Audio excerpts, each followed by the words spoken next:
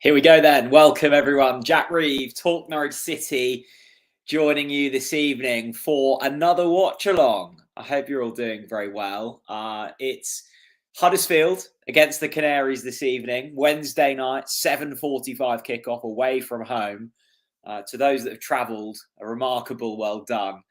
And for those of you watching at home, welcome along to the watch along. I hope you're all ready. I'm hoping that the Sky Sports red button does pull through and work, because at the moment I can only see Sheffield United on the telly. So I'm sure we'll get there shortly. Welcome to all of you tuning in this evening. A big hello to Lauren. Evening, Jack. Hope you're well. Great to have another watch along. Feeling a 2-1 win. I hope you're right, Lauren. I really do. Tom says, is Chris leaving you hanging again this evening? He is. He is, I'm afraid. I asked him after the Sunderland game. So, Chris, do you want to do a watch along? The people want it. I want it. Do you want to do it? He said no. I think he was put off by Sunday's showing, which is more than fair enough, I think. So there we go. I guess let's have a chat through the team, shall we? I'm sure you've already seen it. If you haven't, then this is how we line up. Same defence: Gunn, Aarons, Hanley, Gibson, Dimi Anulis, Kenny McLean in there as well. You've got Sara and Sorensen. I was saying on the match preview that I was hoping Sorensen would come into the middle of the park. He does. Nunez drops out. Marquinhos comes in for the injured Onel Hernandez. Adamida keeps his place, and Josh Sargent starts up front for Temu Pukki, who drops to the bench. So that's how Norwich line up. So it's Marquinhos coming in to start, and Sorensen coming in to start as well. So a couple of changes. I think the one that's probably up for debate is that of Adamida. I was unsurprisingly caught up in some Twitter drama in the week, and actually for once wasn't expecting it. Like, sometimes I'll put out certain tweets and expect a reaction. I genuinely thought that there was more love for Adamida than there is. People really not keen on him at the moment. I think those who aren't will just simply need to be seeing goals, and until that happens, they won't be happy. So there we go. A huge thank you already, actually, to Harry, who's dropped in a lovely little £5 super chat. This is for HMS Piss the League and NTSC for life. Harry, thank you so much, my friend, for that super chat. That's very kind of you. And that will be for refueling HMS Piss the League, because we have certainly run out of fuel in the last couple of weeks. Richard, thanks, Richard. Love a TNC watch along, the favourite watch alongs. And I'm not even a Norwich fan. No way. I just like seeing Jack watch Norwich. Struggle watching Norwich. I hope it's not a struggle this evening. On paper, we should be beating Huddersfield, right? They're a side in, I'm not going to say disarray. That's probably slightly unfair, but they've chucked their chips at Neil Warnock. They're bottom of the table after Wigan picked up points last night, and they're in desperate need of something. I can't see them staying up. They're 6 points from safety already. They're in for a hell of a battle. They need something tonight. So do we. We've dropped down to 7th, actually. Millwall won last night. They beat Swansea, in terrible form under Russell Martin. But a win tonight would put us back into the top 6, depending on the result with Blackburn Rovers. Worryingly, I don't actually have the match on screen at the moment. I thought it was on the red button. Pretty sure it said it was on the red button. For anyone watching the game on Sky, how do I find such match? Score prediction says Dominic. If that's your actual surname, Dominic, then that's a huge stroke of luck from you. Score prediction, I'm going to go with a 2-1 win, I think. I don't think we're going to keep a clean sheet. I'd love us to keep a clean sheet. Just keep it tight. I think Sunderland might well scrap something. Hang on. I found it, I think. I found it. Huddersfield Norwich. There we go. That'll do it. We're on the telly. Here we go. Right. My goodness. Huddersfield playing in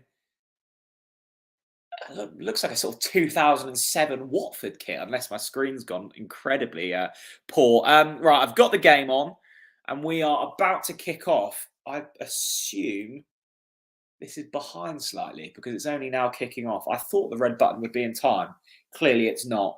Let's get some more comments in here. Welcome to you joining slightly late in the day. I say slightly late, you're only 5 minutes late, but welcome along to the party. It is Huddersfield against Norwich City, and it's live. I thought Huddersfield played in blue and white. Apparently, they play in yellow and red. Maybe there's some kind of weird kit clash. I don't know. Oh, Richard, thanks so much, my friend. Another super chat flying in this evening. If you do wish to support the TNC dream, the super chat function is available. It's the little $sign at the bottom of the comment section. We don't expect it. I say I don't expect it, but it's always appreciated. When comparing Chris and Jack, Richard says, Chris is definitely the more reactionary. He'll throw out the Sara as the best player in the league. Jack, your worst take was saying Norwich defence was the best in the league. I don't think that's my worst take, Richard. I've had some howlers over the years.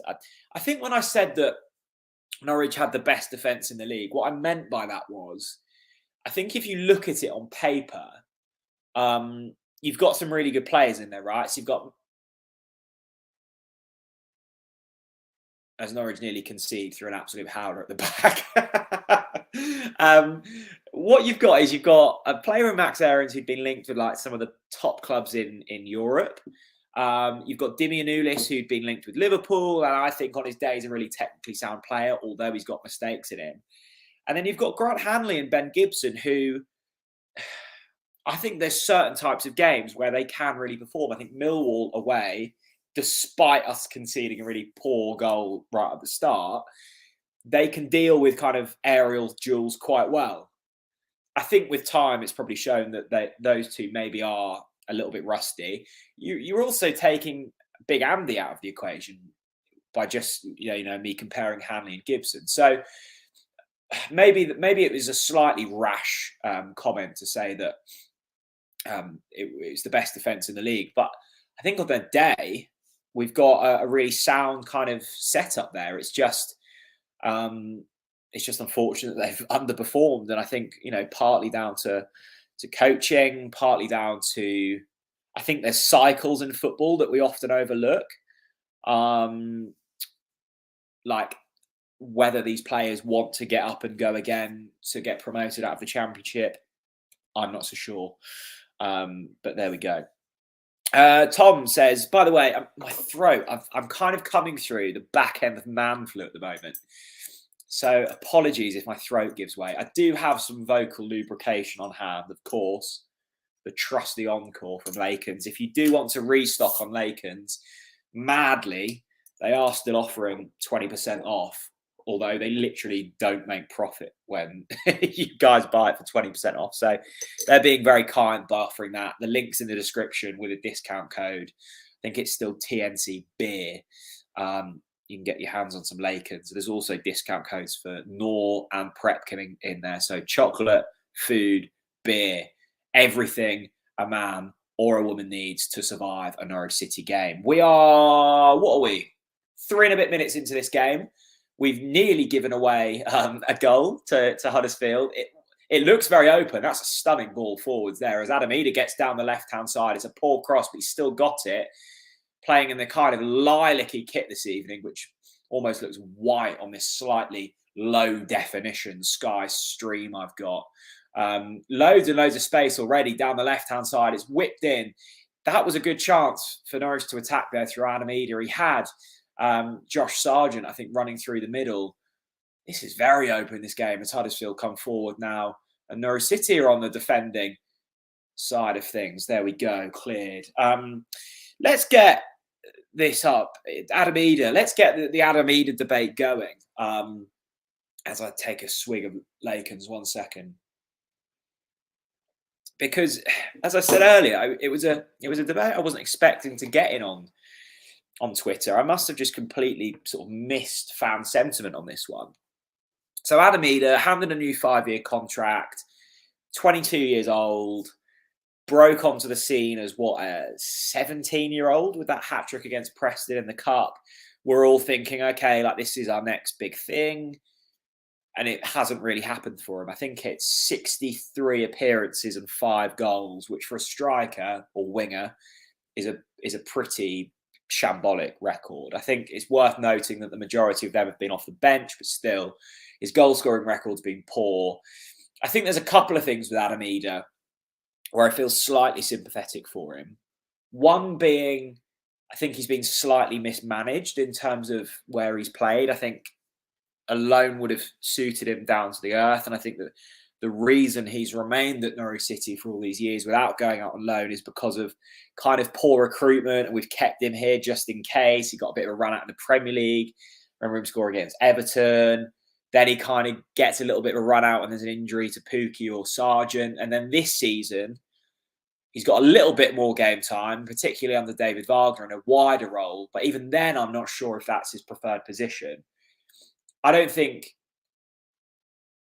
that Eder is a winger. I think the best I've seen him play this season was against Millwall away from home, where he was deployed as almost like a false nine or like a wide target man. And we were kind of pinning balls into him when we were looking to get out of defensive areas. As Norwich break here through Gabriel Sara, who's so good at winning the ball back, and he's played in Josh Sargent, who cuts it back. He'll pick his head up. Marquinhos is on the end of that one. It's a good ball, but there's no one on the back post. Brilliant play from Gabriel Sara there. He's so good at breaking up play in the middle of the pitch, and there's room here for Norwich to attack into, and hopefully we see the just rewards of that very soon. Back onto Eder. I think it's slightly harsh. It's not his fault he's been handed a 5-year contract. I think his touch does lack. I think we do have better options at the football club. Equally, something a bit different, right? And I think with time, we may be able to find the role that suits him. I guess the argument would be he's had enough time. He hasn't delivered. Shift him on. I kind of agree with that as well. I just think like he's young. He's not a completely hopeless footballer, as some people are making out. There are elements that I think are really promising. I think he's incredibly athletic.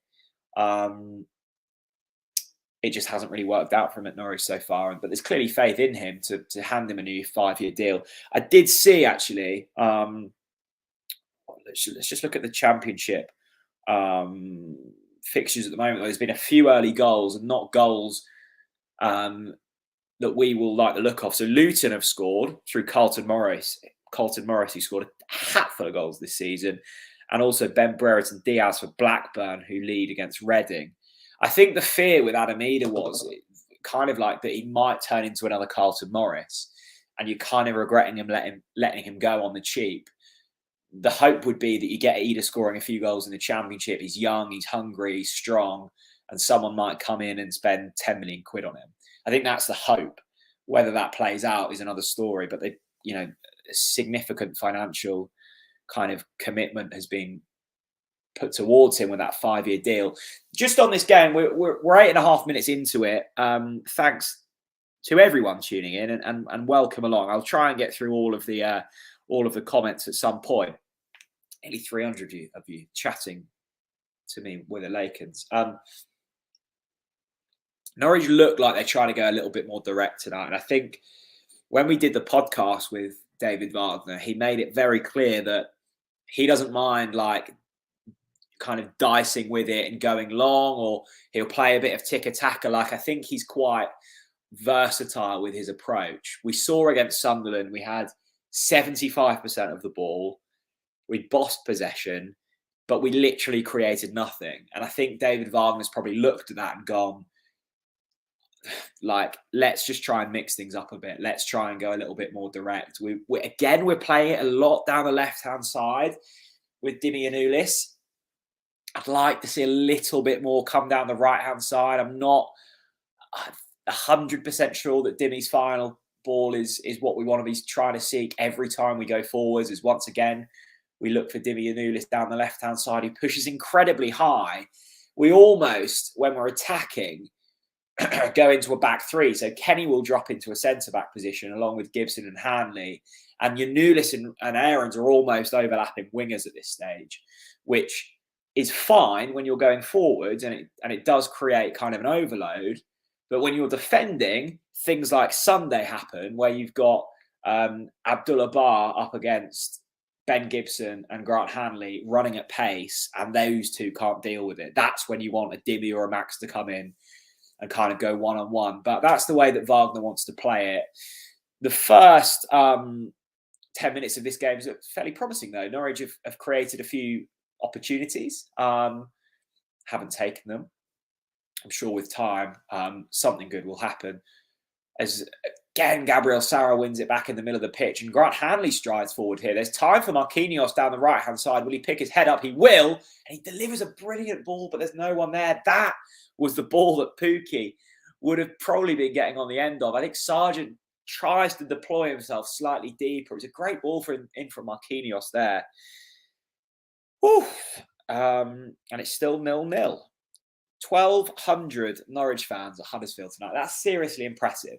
Seriously impressive. It's always remarkable how many fans we take up north. I mean, Huddersfield on a Wednesday night, trains are impossible if you're going from Norwich.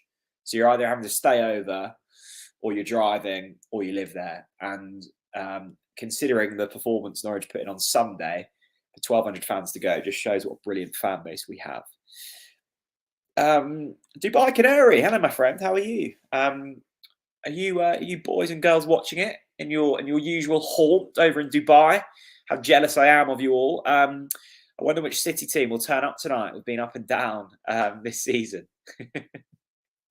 We have been up and down. I think I labelled one of my recent previews consistently inconsistent, and that's what we've been under David Wagner. And the remarkable stat I saw the other day, let me try and pull this up so I do actually, for once, say something factually correct. I was sent it by my good friend Emily. So the stat is, in both Dean Smith and David Wagner's first 10 championship games, Smith picked up 20 points, 6 wins, 2 draws, 2 defeats, 16 goals scored, 9 goals against, 20 points from 10. Wagner has picked up 19 points, which is a point less than Dean Smith's first 10 games. Same amount of wins, 1 draw, 3 defeats, 19 goals scored, 11 goals against. Now, a fairly similar record. Dean Smith had picked up a point more than David Wagner in the first 10 games. I mean, look, I'm not saying that Dean Smith's a better manager than David Wagner. I think we can all agree that the football we've seen under David Wagner has been far more entertaining. We've been more promising. And I think there's more excitement for the future under David Wagner. What I would say is, and Michael Bailey epitomised it brilliantly in his match review, as Norwich stride forwards here through Gabriel Sara, will try and pick his head up. Jakob Sorensen, we're teasing Huddersfield at the moment on the edge of the box. Marquinhos has been a threat. He'll deliver a ball into Gabriel Sara. Oh, I like the look of Marquinhos this evening. He's looking bright. Huddersfield are basically defending in a bank of 10 at this stage. And I think this is what it's going to be like all night. Norwich will have to try and break through Huddersfield, who will sit deep all evening. And Huddersfield will try and hit on the counter or really attack set pieces. What I would say is, with Norwich, like, it's never as good as it seems, and it's never as bad as it seems. I think that there was a slight overreaction under Dean Smith. Like, the football wasn't great. Norwich coming forward here. Kenny McLean hits it. Oh, it's a great chance. It's a great chance for Kenny McLean. He should probably be scoring there. He had men over in the box as well. That will go down as a big chance miss through Kenny McLean. It was great work down the left-hand side through Dimmy Anulis and Josh Sargent. But Norwich building in this one. I don't think it was ever as bad as we all thought under Dean Smith. And I think, like, it's amazing what a little bit of fan sentiment and a little bit of connection from a manager can do in terms of kind of changing morale. But I'm enjoying life under David Wagner. A time check. That is a very good question, Neil Luther. I'm watching on the Sky Sports red button. So it's fully legal. I'm a fully paid up member of Sky Sports. And I am on 14 minutes and 27 seconds. I think It's about 20 seconds behind Sky Sports, which is a shame. But if you're watching on Sky, you'll be in time with me. There we go. Still 0-0. Anyway, you haven't missed too much. Terry Banfield. Wow, let's get the hot takes in straight away. Terry says Sargent's first touch is further than you can kick it. Offload in the summer if anyone will take him. I think one of my big regrets over the past probably 18 months on TNC has been my kind of statements around Josh Sargent in the Premier League. I was so harsh on him. Like, I was so down on him. And like, we had signed him to deliver in the Premier League, right? Not his fault, but that was what he was brought in for. He would have been paid good money to do it, and we paid good money for him, and he simply didn't deliver in the Premier League. However, I think in the Championship, he's been more than okay. Like, he's kind of been pushed out wide again. I think it's an issue that Ida's got. I don't think he's a wide player. I think we should play him through the middle, and I think that's where he's most effective. The most effective I've seen Josh Sargent this season was the 2 games at home. I think it was Huddersfield and Millwall, where we won 2-1 and 2-0. And Pukki was injured and Sargent played through the middle. I think he looked really good. And hopefully we'll see that tonight. I think it's harsh to say I think his touch is okay. I think he works very hard. I think his finishing on his day is actually really good. And I think there's a play there in Josh Sargent. Whether it's Premier League level is another story. But, I mean, that is a recruitment issue rather than a Sargent issue. Ida... no comment. Thanks very much, Terry, anyway, for the comment. Great to see you. Get your comments in. I'm going to tickle through them all.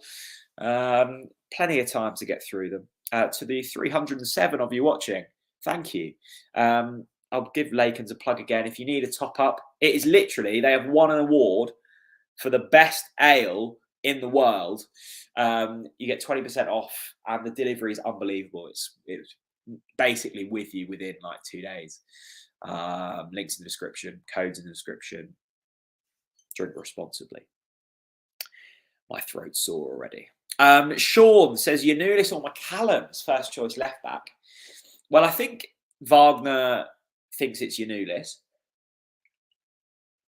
And I'm going to go out on a limb and say that Wagner's footballing opinion carries more weight than mine. What I would say, it was pretty revealing when Wagner was playing Jakob Sorensen as left back, when he had both Yanulis and McCallum fit. I think that was quite telling. I don't think he rates McCallum too highly, although McCallum's attitude that I saw applied against Millwall after the game, when he was cheering and chanting, like he's clearly happy at Norwich City. I think there's a player in McCallum. Yanulis is a weird one. Like, at the start of the season, I would have said he was probably one of our best players. He's so hot or cold. I think the position he's playing for Norwich and the role that Wagner wants him to play is so advanced. Like, again, here we see it. He's ahead of Adam Ida. He's basically our left winger. So there's going to be defensive lapses. There's certain games where it works for Yanulis. There's certain games where he's just going to get caught out over and over again. I mean, we've already seen it, haven't we? Coventry, when I did a watch along, he was pulled at half time. He just got run ragged.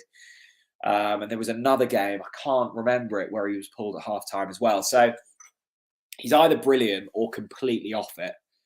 And I just think that's kind of the modern day fullback. Like, ridiculously advanced.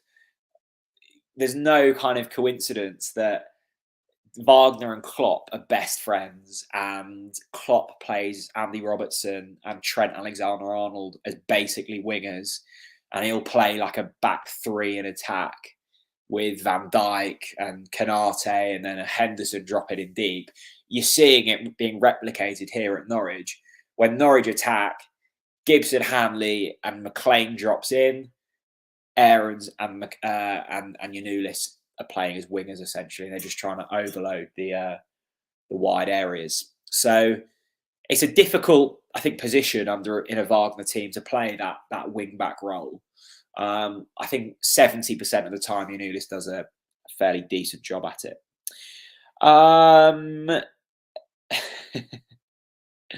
I love doing these and chatting to you all. It's huge amounts of fun, especially these midweek away games. I do like a midweek away game, but I do like watching it on the telly. As again, Norwich get forward, men over here on the left, they'll cut it back to Dimi Yanulis. He'll bring his head up. Oh, could he have passed it earlier? He'll dip inside and cross it for Marquinhos, who nearly gets his head there. I was saying there about overlapping wing backs. That was your perfect example on the 20-minute mark. Yanulis getting so far forward. They had 3-on-1. The only thing that's let us down so far has been the final ball. But it does feel as if Norwich are growing into this game. It does feel as if we'll see a goal soon. Jamie says there, final ball at the moment, shocking. Yeah, I have to agree there, Jamie. That's a good ball though from Ben Gibson. Oh, just goes past Gabriel Sara. I think Norwich will be happy with the start they've made in this game. 20 minutes on the clock, still 0-0. Welcome to all of you tuning in this evening. So good to see you all. I think it's amazing. Like, well, it's nothing new, but the kind of overreactions of football fans, we're all guilty of it. I'm guilty of it. I mean, Chris and I were saying, 90 points on the board, see you at Wembley on the podcast last week. You've got to get carried away. I think I'd prefer to get way too carried away than way too negative. And I think some of the comments I'm seeing this evening are way too negative on Norwich. Yes, we lost to Sunderland. Yes, we weren't great. Equally, we were all raving about that Millwall performance. I don't actually think there was a whole lot of difference in the performance levels between Millwall and Sunderland. Like, Millwall, we scored a world-class goal. You're not going to score them every week. And 2 well-worked set pieces, arguably poor defending from Millwall. Against Sunderland, we had a few refereeing decisions go against us. A couple of good saves from the Sunderland keeper, slightly below average, and we conceded a goal that we shouldn't really be conceding. On another day, you nick that 1-0. You've beaten Millwall and Sunderland in the same week, and everyone's happy. It's fine margins in this game. Norwich haven't been great this season. I don't think we've been as bad as some have made out. As Ben Gibson takes a strike from 30 yards out that the Huddersfield goalkeepers had to tip over the bar. Huddersfield are seriously standing off this Norwich side. And maybe they've seen us against Sunderland and are happy to do that. What I would say is if you're going to sit deep against this Norwich side, you're going to have to press at some point. You're going to have to apply pressure. At the moment, Huddersfield aren't. It's 2 banks of 4. And they're just sitting in and hoping to soak up pressure. It's classic Neil Warnock football. I think if I was a Huddersfield fan at this stage, and not just talking about this game in isolation, another chance that Kenny McLean probably should be doing better with, I'd be worried. Like, if I'm bringing in Neil Warnock halfway through the season and hoping that we're going to be kept up, I think there's issues there. Good chances there for Norwich. 1 through Gibson, 1 through McLean, both missed. Ben Smith says, how much would you take for Sara? It's a good question, Ben. I guess this stems from the fact that he's been linked away with, I can't even remember who, like Italian clubs. It's all nonsense at the moment. I'm sure there are scouts watching him. Norwich have been quite clever with the South American recruitment. I think we've been quite early adopters of that, certainly for the Championship. And I think that will reap rewards in terms of buying low, selling high. Again, I think we are not carried away with Sara, but let's not forget we did pay good money for him. Was he 8 million quid? So you'd be expecting for £8 million a very competent Championship player. And I think that's what we've got. There's been spells of brilliance. Equally, I thought on Sunday was really poor. He broke up play well, but his passing was all over the shop. So, look, I think give him another season at this level. I don't think he's better than the Championship at the moment. But I think he could certainly go on to be a 25, 30 million pound player with time. But I think this. I think more so with Nunes, people have been getting way too carried away with Nunes, particularly at the start of the season. I've not been sure with Nunes. Like, the game against Birmingham was great with a couple of goals and an absolute screamer. Like, undoubtedly a good performance. But some of the performers have been stinking. Like, I thought he was awful on Sunday. I thought he was really poor. So, again, let's not get too carried away. Equally, let's not tout it out and about because we want to keep him for ourselves at this stage. Still 0-0 in this game. If you are just joining us, welcome along. This is the watch along for Huddersfield Town against Norwich City. 25 minutes and 10 seconds on the clock. Still 0-0. Norwich have had the majority of the ball and the better chances in this game. Ruth says, where is Chris? Chris is, I don't know where Chris is. I did ask him. If he wanted to join, but no die there, I'm afraid. Huddersfield, you can see why they're bottom of the table. Put it that way. As Norwich City break forwards here through Kenny McLean. Oh, that's a nice ball through Adam Eder. This is the outlet of Adam Eder down the left-hand side. He'll stride forwards. There's men over here for Norwich. They'll whip it in. And it's Gabriel Sara! Oh, I was just saying, don't get too carried away with Gabriel Sara. Now let's get carried away about Gabriel Sara. That's a beautifully worked goal, and it's been coming. Norwich down the left-hand side, overloading that. It's a delightful ball in, I think, from Adam Eder. It meets Gabriel Sara's right boot. And if there's anything we should know as a certainty in this life, when Gabriel Sara sees one on the volley, you should be worried. 1-0 Norwich, Gabriel Sara with the opening goal in this one. That's a stunning bit of play from Norwich City. They let Huddersfield have the ball for a little bit, and then they broke. And then they broke with pace. And as I say, and as we've all been saying in the comments, there has been a real willingness to get the ball out onto the left-hand side. What really impressed me there was not only did we break well with the ball down the left-hand side, I think Adam Eder did a brilliant job there with real breaking at pace. There was men in the box. There was a willingness to get forwards. There was 4-on-3 then, I think, at some point. And Norwich made the numbers count. And we deserved the 1-0 lead there. That's a good response after a disappointing display on Sunday. And Norwich and Huddersfield have it all to do now. And this is the position we would have wanted to get Huddersfield in. We would have wanted to make Huddersfield chase the game. What you don't want in these types of games is to be 70 minutes deep and to be drawing. Now let Huddersfield come out, and now let's keep on overloading those areas. Norwich have broke through the lines really nicely this evening. I've been really impressed with the way they've kind of progressed the ball forwards. Far more energetic than they were on Sunday. Marquinhos has been a bright spark. Dimianoulis has found so much space down the left. And again, Norwich will break forwards down the left-hand side. Well, that was a bit of fun. Let's get some Brazilian flags on display, shall we? Gabriel Sara with yet another goal in the Championship. He's chipping in with his fair share.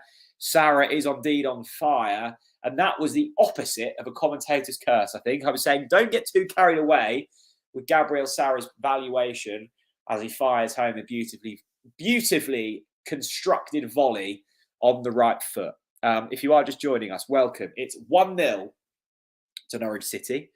Gabriel Sara is your goal scorer. And Norwich City at this stage will move above Millwall, but still be below Blackburn, who are beating Reading. So Norwich at the moment are still 7th. I thought we'd go above Millwall. No, we won't, will they? We're still 7th, but we're going well. There we go. That was a really nice moment, and I'm glad that Norwich City are winning this one because they deserve it, and they've been really impressive for the first half an hour. Whether it's Norwich being impressive or Huddersfield being a bit pants, which I think they are, it's kind of irrelevant. I'm getting carried away this evening. We look at you guys are greedy. Come on, Simon. We only just scored our first, and you're wanting 2. Me too. Richard, thanks so much again, mate, for the super chat. That's very kind of you. Huddersfield utterly stinking the place out. They are. They've been poor, really poor tonight. Oh, this is going to be another commentator's curse. Huddersfield are in behind. They've got 2-on-1. Hanley will try and get a vital foot in. That's a big header from Kenny McLean. Richard, we nearly talked that one up. Huddersfield breaking. It was a mistake from Norwich. It was 2-on-1 at one point. It was a great recovery from Kenny McLean. We need to be careful of that, because Norwich have been too good to let a sloppy one go here. But there we go. Thanks, Richard, for the super chat. Hopefully, Huddersfield continue to stink the place out this evening. Neil, thanks for the update, my friend. We will go 6th if we win and Blackburn lose. I think that's probably unlikely, Blackburn losing. They're playing Reading, who are in some really poor form. And I think are getting points deducted, although I haven't seen that happen yet. On current... I don't want to jinx this, but I'm going to say it anyway. On current kind of things, I don't think Huddersfield have too much hope of staying up.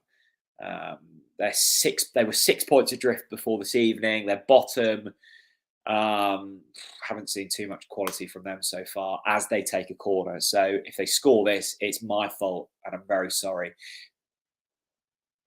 This is where Huddersfield will look to pose a threat, though, this evening from set pieces. You know, good opportunities for teams nearing the bottom of the table to score goals. And I think an area where we've really underutilised this season, set pieces, the amount of corners we've had and scored so few. Millwall was a great example. Like, try and be a bit clever with it, and you'll get just reward. Just haven't done it enough this season. I think teams are often really really basic in the way they defend them, and I think if you want to get clever with it, there's room to exploit that. Oof, my throat is hurting, but we continue. None of you care about that. Tom says your voice is soothing.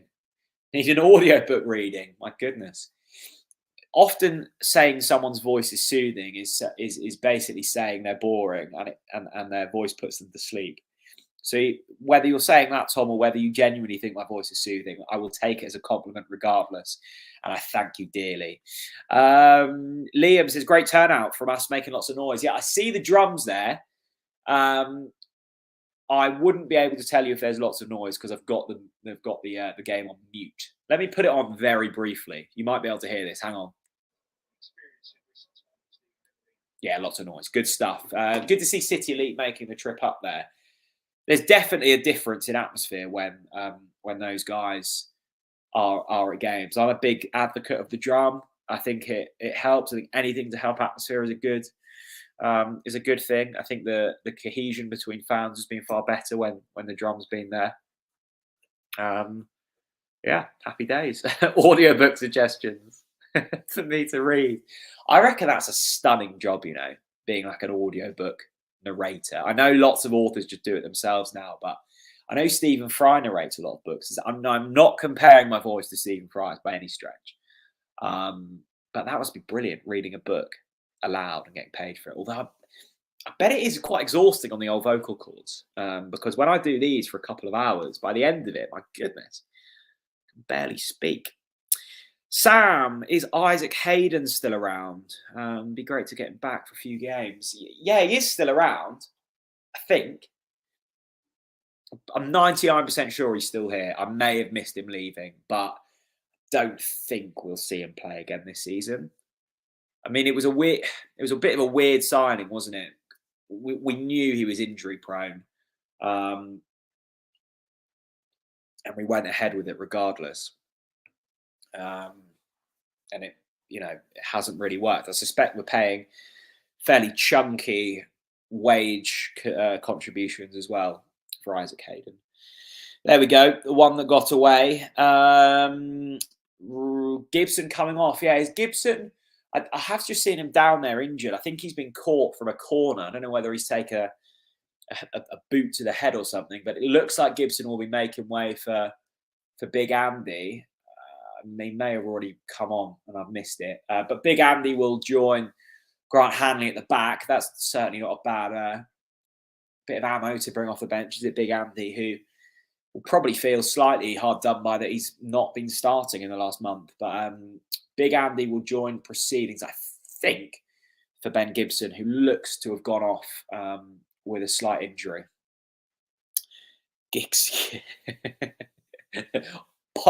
It's certainly possible, Neil. Certainly possible. Norwich breaking here through Marquinhos, who's been a real bright spot this evening. Oh, he looks to thread one through to Josh Sargent. That was a good bit of defending, actually, from Huddersfield. As Adamida gets the ball, and he does well down the left-hand side. You just feel really confident this evening when Norwich get the ball forwards that they will create something. They've been sharp, they've been direct, and you don't really back Huddersfield to defend it with too much conviction. 1-0 this game. Norwich winning thanks to a Gabriel Sara volley. I'm really looking forward to watching that one back, actually, because it was a really well-worked goal. We are 35 minutes in. This game's flown by so far. 35 minutes into this one. Norwich leading by a goal to nil. And everything is rosy until we concede. Keep your comments coming in. Love reading through them, and we'll try and reply to as many as possible. Big Andy is indeed on. Thank you, Simon, for confirming that. I will need help and assistance this evening without the commentary on. And if you are looking to help the channel in any capacity, then the super chat function is there.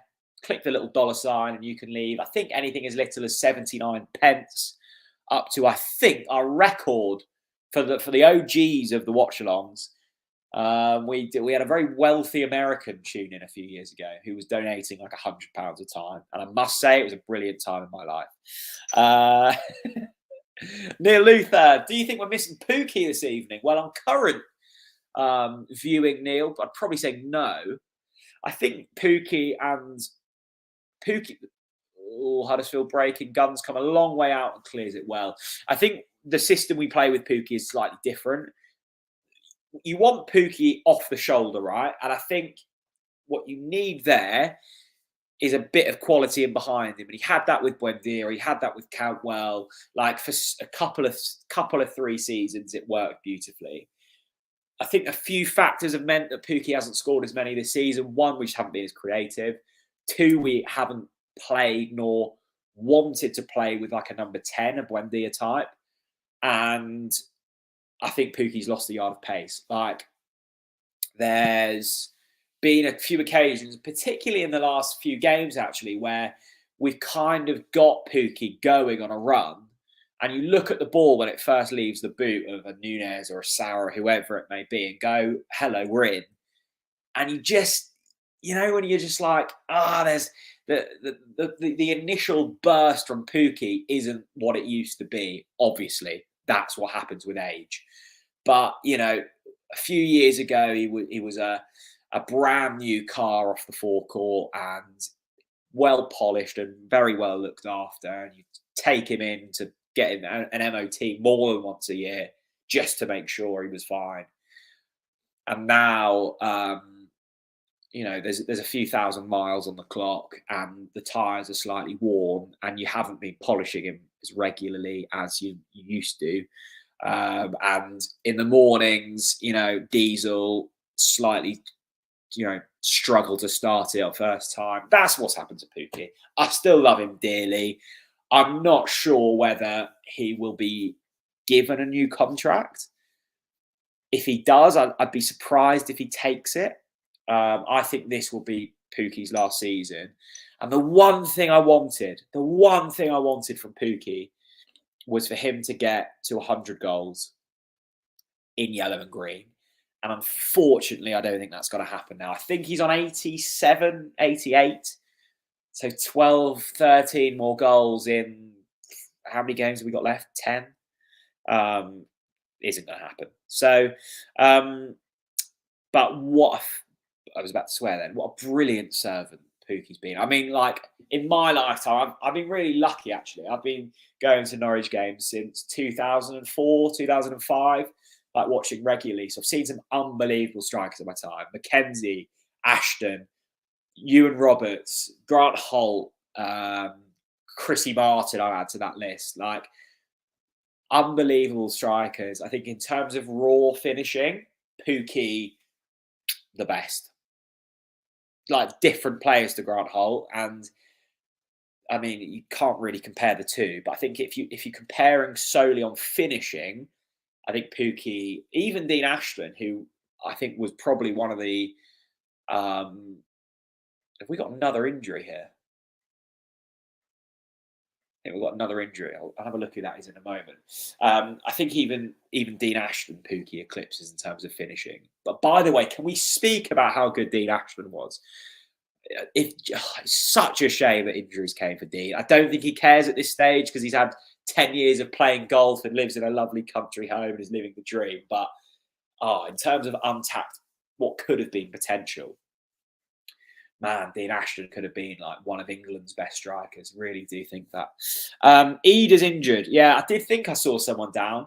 Ida, who that's a shame because for all the criticism he's come in for over the past couple of weeks, I think he's been quite bright in this game so far. Created the first goal, and he's a good option. It's a good outlet on that left hand side. So I suspect it will be Pukki coming on, and I suspect it will be Sargent shifted out on the left. Now, whether that alters the way we play in any capacity will be interesting to see. That's a real shame because the balance felt good in this first kind of 40 minutes of this one. But Ida is limping off again.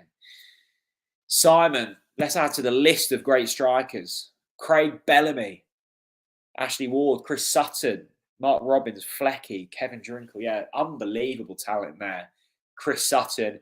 Craig Bellamy, he was a little bit early for me in terms of watching him at Norwich, but probably one of my favourite players to watch in his pomp, like Newcastle, Liverpool, watching him for Wales. I loved what Bellamy was about. I think he was a really misunderstood character. Unbelievable autobiography, by the way. If you want a sport book to read and you haven't read Craig Bellamy's book, that's a good one to read. Jackson was class. Yeah, Jackson was class. Jay says, what was Sara's goal like? It was very nice, Jay. Huddersfield have built into this game slightly over the past 20 minutes, and it would have been hard for them not to because they literally hadn't touched the ball up until this point. But we saw Norwich building a lot down the left. I think we saw patterns of play like that on Sunday against Sunderland. A lot of the play was through Dimianulis. Kind of a counter-attacking goal this evening. Ida down the left, crossed in, beautiful finish from Sara. First time volley, right foot. Bob's your uncle, Fanny's your aunt. Happy days, we move. What happened to Kingsley and Tyboy? Neil, Kingsley and Tyboy, the joy of Kingsley and Tyboy is an elusive character. You never quite know when he'll appear, but you always know he's lurking. So he could even be in and out and just keeping quiet. I'm sure at some point Kingsley and Tyboy will appear, and he will appear with hope in his heart. Oh dear. Liam, I went to university with his wife Gemma, who captained the UEA netball team. Who are we talking about here? Craig Bellamy. Went on a day trip on the Broads with him and my ex. Lovely chap. I don't know whether we're talking about Bellamy or Sutton or Dean Ashton, but I think, is Dean Ashton's wife called Gemma? I don't know. I'm guessing at this stage, but that's a brilliant story, Liam. A day on the Broads with a Norwich player is a stunning story to have. Just a shame it didn't work out between you and your ex, I guess. But all these good things happen for a reason. Yeah, it was Dean Ashton. Yeah, his wife is rather sporty, isn't she? She captained the UEA netball team. Blimey, prestigious. I think he's talking about Kings in Time Lake. A day on the Broads with Kings in Time Lake would be a very interesting day. Put it that way. Sunderland beating Sheffield United. Wow. I think, it was a slightly audacious prediction sort of 3 weeks ago. It's not anymore. I genuinely think Borough catch Sheffield United. Norwich are coming forwards here through Josh Sargent. Oh, it's a poor touch. He was in there. It was a poor touch just in behind him. It was another really good break from Norwich City. Yeah. So, current scores on the doors in the Championship. Blackburn beating Reading 1-0. West Brom beating Cardiff 1-0. Norwich beating Huddersfield 1-0. What's the score between Hull and Burnley, you may ask? Well, I think you know it's 1-0 Burnley. Luton beating Bristol City 1-0. And Sunderland beating Sheffield United 1-0. That is 6 championship games, all being led by one team or another 1-0. There we go. And all of the probable favourites winning. Blackburn favourites, West Brom favourites, Norwich favourites, Burnley favourites. Luton would have been favourites and Sunderland probably wouldn't have been favourites. Another nightmare night for the bookies after a troublesome day of Cheltenham as well. The bookies taking a bit of a beating at the moment. Sonny says, have you played any games for Inter Matalan recently? Well, Sonny, funny you may ask. Yes, I have. For those of you that have been watching the channel for 5 and a bit years, you may remember Inter Matalan. That's my 5-a-side team that we founded in 2015, I want to say. So how long ago was that? 8 years ago? Is that 8 years ago? Yeah, 8 years ago. And we played so many games and won so many things. And then we all went our different ways. But Inter Matalan has returned. And we are playing again at Flegg High School. We've played 4 games this season. Won 2, drawn 1, lost 1. So yeah, Inter Matalan still going strong. Don't fit into my old kit. A little bit tight. But still spraying passes here, there and everywhere. And talking a good game, but playing a fairly average one. Norwich... I'll tell you what, a goal before half-time would be beautiful. And they may well have a chance. No, they won't. Oh, it's good from Kenny McLean in the middle of the park. You know what? We are winning this game. I feel like we deserve more than the 1 goal. I think we've been really good this half. 5 minutes added on into the first half and 46 minutes on the clock as we speak. There we go. What's the worst ground I've ever been to? Oof. It's been a few. I'll give you 2 different options, Liam. I much prefer old grounds over newer grounds, barring Spurs, which is just phenomenal, like unbelievable. Really enjoyed my trip there. Helped that we won. I would say Selhurst Park is a bit of a nightmare. It used to be really handy because that was kind of when I moved away. Selhurst Park was my nearest big team. Palace were my nearest big team, so it's really easy to get to. But my God, the view's horrendous. The facilities are worse. I'm not a fan of the Etihad. I've been there a few times. It might be because we always get thumped there. I'm just not a huge fan of like these big, soulless kind of grounds, I must say. Other ones I don't like. Grounds that are in like retail parks. One that pops to my mind, Derby County. Not really a huge fan. Milton Keynes, again, not a huge fan. Grounds I like Goodison. Goodison Park, love it. Upton Park back in the day, pre their move to Stratford. Let me throw one more in there. I tell you where I like Burton, Standing Terrace. Also, I don't think I've ever seen us win at Burton, and I've been there, I want to say 3 times. I don't think I've ever seen us win.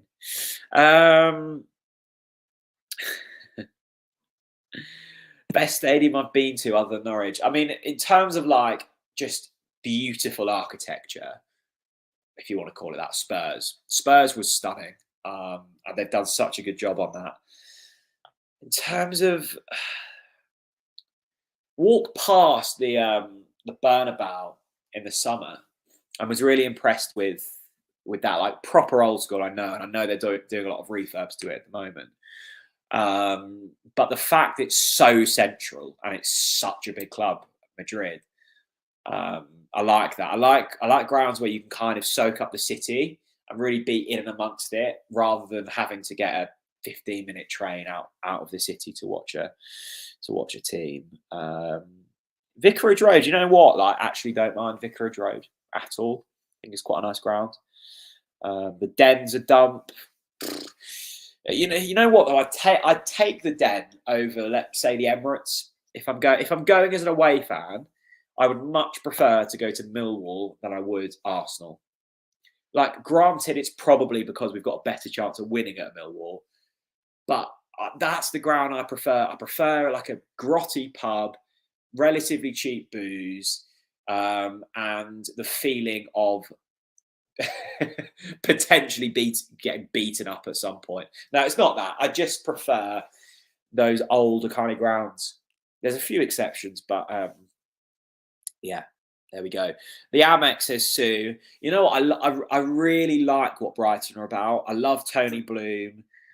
The same with Brentford. Like, I love Benham there. I like that kind of gambler story. The gambler in me likes that. I love the recruitment of Brighton.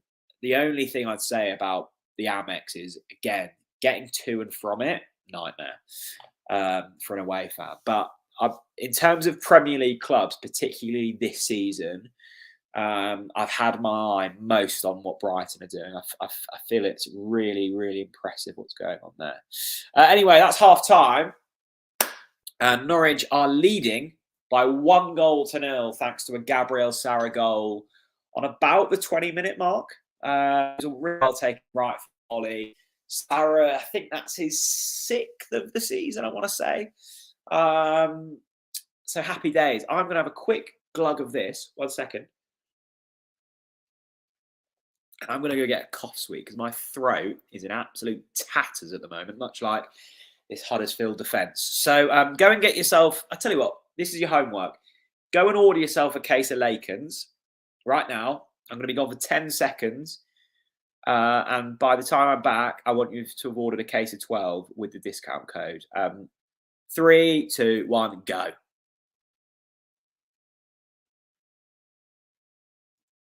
Go.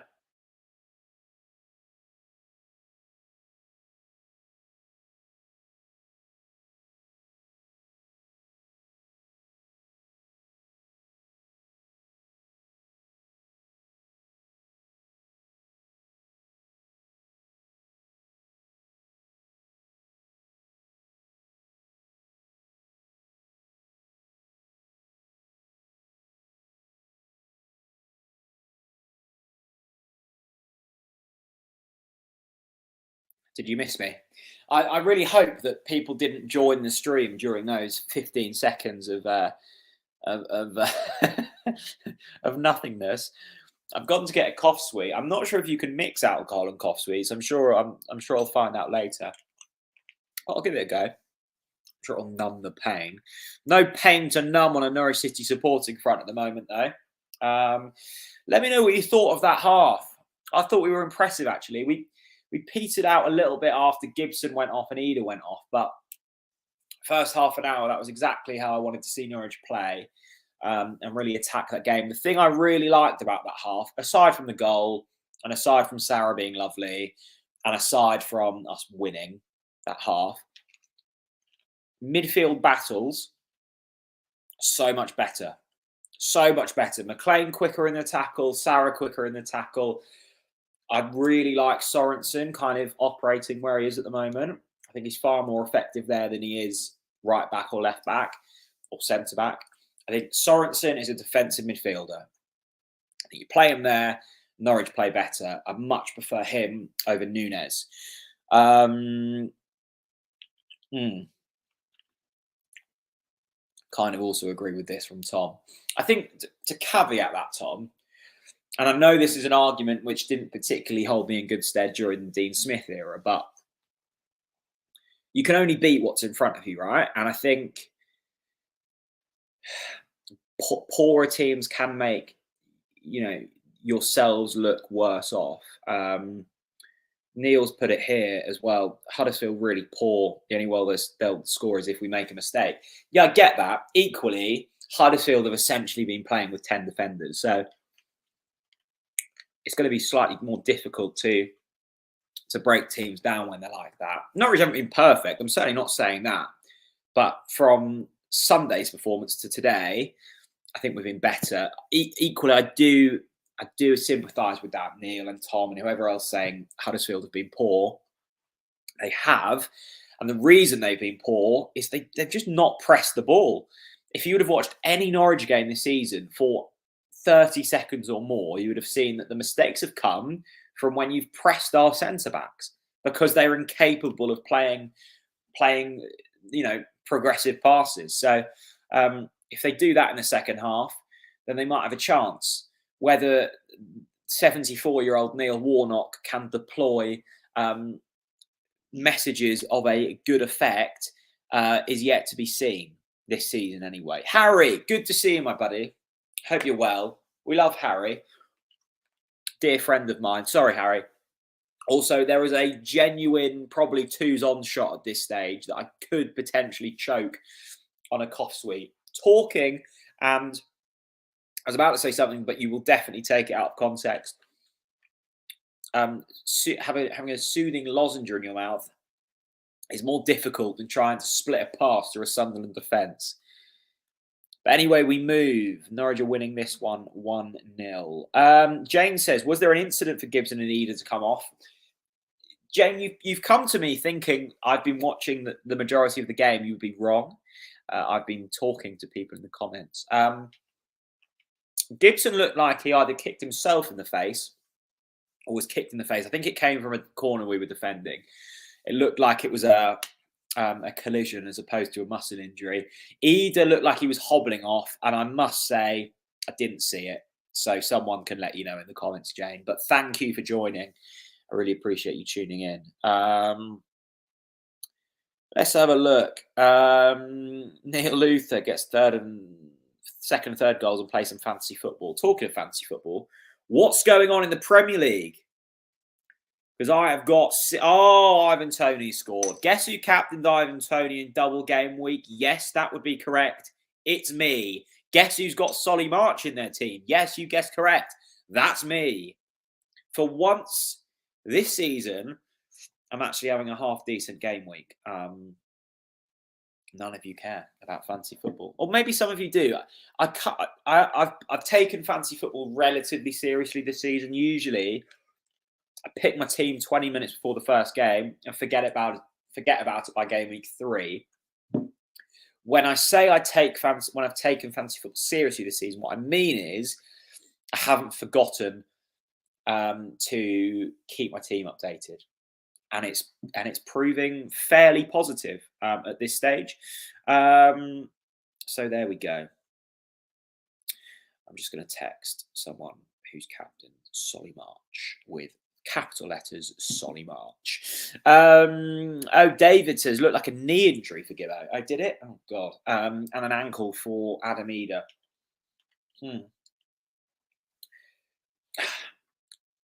Am I going to talk about Adam Eder again? Yes, I will, once more. I think that's a real shame that Adam Eder's gone off injured, because I think he looked bright there for however long he was on, 35 minutes. I think that there are certain games where Adam Eder can be really effective. And I think that comes as a slightly more wide player, like a wide target man type role, where you can pin the ball into him and he'll hold it up and he'll wait for people to join in. Or, like we saw tonight, where he can run in a straight line quickly. Because he's got some power about him. Like, he is an athletic player. And I thought he was doing kind of okay for a little while there. Tristan, how do you think Norwich have done this season? Where do we start, Tristan, my friend? Not very well. I think it's remarkable that we're still in a shout with the playoffs. And I actually think we'll get in the playoffs. I don't think we'll progress out of them, but I do think we'll get top 6 this season. At the moment, we are 2 points behind Millwall, 3 points behind Blackburn. Who's our next game, actually? I should really know this, shouldn't I? Yeah, so it's Stoke, isn't it? Of course, it's Stoke away on Saturday. And then there's an international break, and then it's Sheffield United at home. So a couple of really tough ones coming up, actually. Actually, a really tough next 3 games. Stoke away, Sheffield United at home, Blackburn away. Like, you'll know where you're probably finishing the season by the 10th of April, going into the game against Rotherham. So it's going to be a difficult month or so for Norwich. Norwich were, how's the season been? Blimey. Underperformed under Dean Smith, lost the fans, revitalised under David Wagner, consistently inconsistent. That's how I describe it. The score is 1-0. 1-0 to Norwich. Gabriel Sara's got the goal. There we go. Alex says, what do you think about the Gibbs situation? What are we talking about? Liam Gibbs? What is the Liam Gibbs situation? In terms of Liam Gibbs as a player, I think he's young. I think he's very raw. I think there could be a player in there. I'd describe Liam Gibbs at the moment as limited. I think he's busy, which can be effective. I think when he gets the ball, he struggles slightly in terms of progressing it on. He's good in a tackle. Give him a couple of seasons and see where he's at. But I think there's probably a reason why he hasn't started under David Wagner. I don't think. But equally, I think maybe that's slightly harsh. I think McLean's been really good. I think Gabriel Sara's been really good. He's got some good players ahead of him. But yeah, I guess he's been fairly positive. Alex is he's an Ipswich lad. Yeah, he came through the ranks at Ipswich, didn't he? He's Norwich through now, though. He saw the bright side. He saw the light at the end of the tunnel, Alex. He saw Norwich from Ipswich and went, get me to Norfolk now. Thanks for joining, everyone. I'm struggling with man flu a little bit. Can anyone provide sympathy for man flu, or are we over that now? And it's Cheltenham week as well. If you're into your racing, you know how big this week is. And I work in racing, so it's been busy. It's been busy. Let's take a look at. Hey guys, just realised you're doing this watch along. Yeah, we are from Australia. Hello. We like doing that. Let me know where you're watching from this evening. Let me know where you're watching from. I'm in a rural Norfolk village. I'm not going to tell you exactly where I am in case you come round, because my living room doesn't fit 300 people. Let me know where you're from. Canary in a coal mine. Tuning in from Australia. Am I up or down for Cheltenham so far? You know what, Harry? For the last, I'd say 5 years, first 2 days of Cheltenham, I've always done really well on. Day 3 and 4 is where it gets tricky. But I've had a good first couple of days. Could have gone far better today if Jerry Colomb had won. But we're up at the moment. Any tips, says... who said that? Someone asked for tips. Peter. I would say my most confident, gamble responsibly, if you're having a bet small. My most confident bet of the week probably runs tomorrow. Mighty Potter. I think relatively short price now, even money there or thereabouts. I think has a brilliant chance. Mighty Potter tomorrow. Not much sympathy in regards to the man flu. Sue Austin. Oh my goodness. How to make a man jealous, Sue. Deary me. Tuning in from a rural French village in Normandy. Oh, goodness. The things I do to be in a rural French village in Normandy, Sue. I suspect you're eating a chunk of brie, sipping on a vintage bottle of claret, just having a glorious time, thinking about Pierre Lemalou and what could have been while watching the future and Gabriel Sara. I hope you're well, Sue. Ryan is tuning in from New Zealand. Wow. All the way from New Zealand. What's the time in New Zealand? That's always the boring question, isn't it? When someone's abroad, oh my God, what's the weather like or what's the time? I could easily Google that, Ryan, but I'm going to ask you anyway. What's the time in New Zealand? Southend, Essex. I don't mind Southend. Been to worse places. Bedfordshire. Hastings. I like Hastings, Kit. Big fan of Hastings. The little back streets, the cobbled roads. Lovely stuff. Toby from north coast of Scotland. Wow. I suspect it's rather chilly up there, isn't it, Toby? Gumballs. My dad built your house. Did he now? It's a lovely house as well, Gumballs. Thanks very much to your dad. Liam, Henley on Thames. Currently live in Folkestone. I tell you what, some fine establishments from places in which you live. My goodness me. Big up to our American followers as well. So many of you. If Josh Sargent has done anything for TNC, it's bringing a load of American Canaries. Thank you so much, Michael, tuning in from Wisconsin. That's really, really kind of you. There we go. Susanna, hello, Susanna. I hope you're well. Having been to Millwall and Sunderland, how do we reconcile the inconsistency in performances? Well, you know what? I get the question, and I guess the inconsistency in results. Good win against Millwall, poor defeat to Sunderland. As I said earlier, though, Susanna, I actually don't think, and I might be wrong here, and this is just me watching it with my own eyes at the game. I don't actually think the performances were that different. I think we maybe got slightly carried away with the performance against Millwall. There were defensive errors in there. We didn't create loads. What we did create were well-worked set pieces and a won the goal through Sara. I think the disappointment with the Sunderland game was how rattled we got, and I did. That's where I saw the inconsistency. We went to the Den. It was sold out. They were buzzing. They were in the top six. In terms of raucous atmospheres, that will be probably one of the most intense places you go to all season. And Norwich dealt with it. They went 1-0 down. They stayed calm. They kept their heads. We won the game.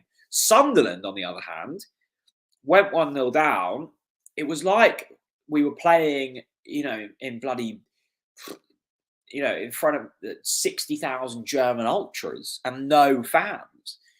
We just completely lost our heads. And that worried me hugely. We got so emotional with it, and you just wanted the players to just calm down and do our thing, but we were far from it. That's where the inconsistency worried me. Michael Bailey wrote a great article in the week, basically saying we're far too emotional as a team. Hang on a moment. Norwich breaking down the left. Good ball from Dimian Lulis. Good save for the Huddersfield goalkeeper. But I guess we've been inconsistent all season, right? Consistently under Dean Smith, we were very average. I mean, there was consistency in low grade performances. But yeah, just I don't know. To be fair, I think the entirety of the championship, barring Burnley, have struggled for any kind of consistency this season. There we go. Charlie, thank you, my friend. Beautiful, great Yarmouth. Simple and sweet, Charlie. Simple and sweet. Great Yarmouth. Recommend it to anyone. Equally, let's not shout too loud about it because we need to keep it like our little thing. We love it. Other people love it, I'm sure. The gem of the Norfolk coast. Sean, hello, mate. Hope all is well. Good to see you. Hi, Jack. I think we have a very good chance to sneak into the playoffs, but wouldn't feel very confident in getting back to Wembley as we're so hot and cold. I completely agree, mate. I completely agree. I think we will get top six, mainly because I think the teams in and around us will falter over the next 10 games, and I think we will pick up enough points to get in there. But whether we could be a Borough or a Sheffield United, to be fair, I think it's only Borough and Sheffield United I'm fearful of. I think we should beat Luton. I think we're better than Blackburn. Granted, we've lost to all of these teams this season. And we've proven we can beat Millwall. So, I don't know. I don't think we'll be playing our football in the Premier League next season. With that being said, on paper, we probably should be, because we've spent, by championship reckoning, a fair bit of cash. But Sean, good to see you. I hope you're well. And this is a lovely comment. Thank you so much, Illusionist121, for the super chat. Very, really kind of you this evening with the super chats. New fan as of last year. Travel from Cromer to each home game, and already looking to get a season ticket. Thanks for all the CNC entertainment. Welcome, my friend. That's brilliant. Lovely part of the world, Cromer. Not as good as Yarmouth, but can't have it all. Look, season ticket will be the best investment you ever make. I promise you that. Whether we're Championship, League One, Premier League, winning, losing, drawing, the absolute honour to go to Carrow Road every single or every other week, however often we're playing, is something that will never be a chore. And I will always be grateful that I've got a season ticket. And for all of you watching, and whether you've had one in the past or have got one or not got one or looking to get one, I'm sure you all agree. So whenever you get a season ticket, mate,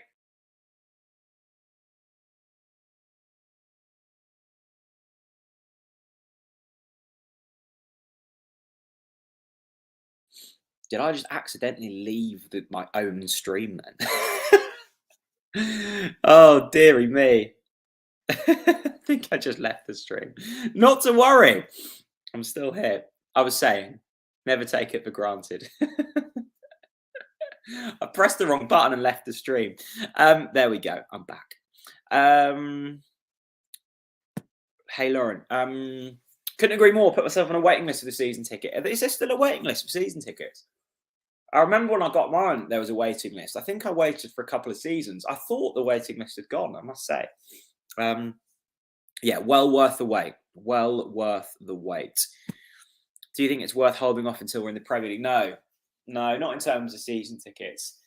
I think if you're looking to get one, if there's still a waiting list, then try and get in now, because you're going to be on a waiting list. So no, get in as soon as you can. I'd say, actually, how do I say this? In terms of enjoyment from football, nothing better than the Championship. Like I'm not one of those people. I'm like, oh, let's have another season in the Championship. I don't agree with that argument. But in terms of pure entertainment, Championship eclipses the Premier League by a long stretch. There we go. Norwich we're underway in the second half. If you weren't aware, it's still 1-0.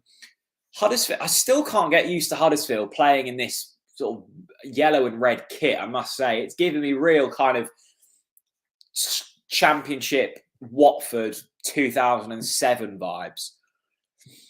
Maybe a bit later, maybe like the Watford Danny Graham era. When was that? Like 2010, 2011? Anyway, Huddersfield are in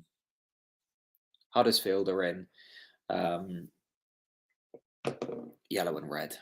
I've just seen a comment here, and I'm really hoping it's not true, because I am slightly behind. I think I'm being lied to. I swear to God, if people try and trick me with the scores this evening, because I know I am 10 seconds behind, there will be trouble. Let me tell you that. Brendan, good question, Brendan. Hey, Jack. Do you think Josh Sargent stays with us next season, regardless of division?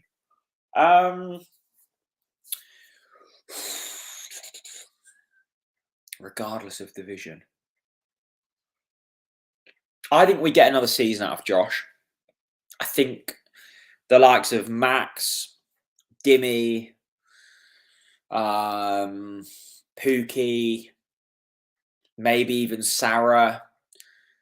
I think there's going to be a lot of turnover this summer.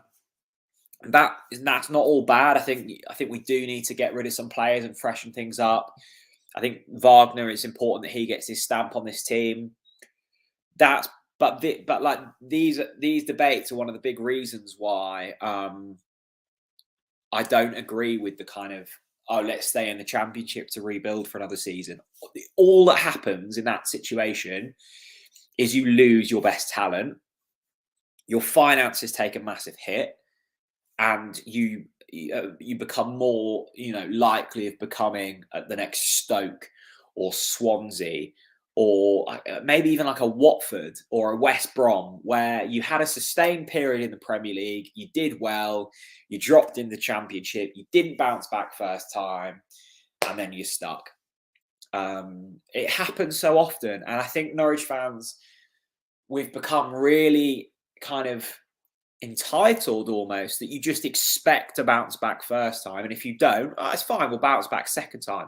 It's not that easy. Your best chance of bouncing back to the Premier League is within the first season, and I just don't see any positives, any at all, from remaining in the division for another season.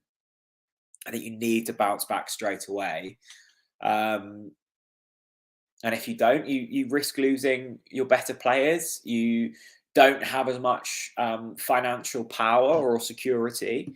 There we go. I'd love to get people's thoughts. If you're one of these people who think that Norwich being in the Championship next season would be a good idea because we'd get to rebuild, like, give me your reasoning, because I'd like to hear it. Yeah, there we go. Still 1-0, 56 minutes, approaching 56 minutes on the clock. It's fair to say Huddersfield have dug in. I wouldn't say they've created anything, but they've dug in, and you do think that Norwich need a second goal here. Obviously, I'm rolling out cliches, but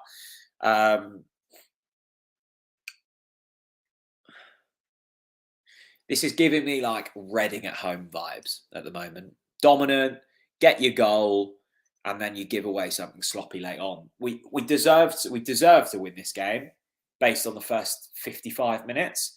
So let's go and convincingly win it like 2 or 3-0 at this stage. That would be absolutely glorious. Christopher Rayner says on Sky on Sunday, they said Sporting and Atletico are in for Sara.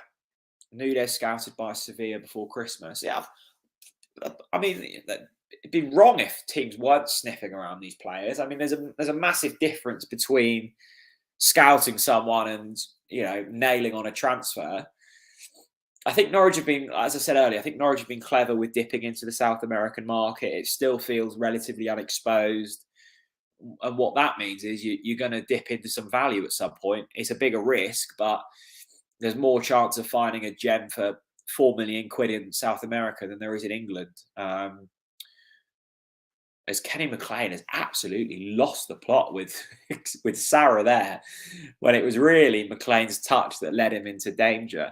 This is really kind. Another super chat. Thank you so much, everyone, for these really generous super chats. If you do want to help support TNC, you can there's a $sign near the comments, and you can tap on there and leave anything from 79p upwards.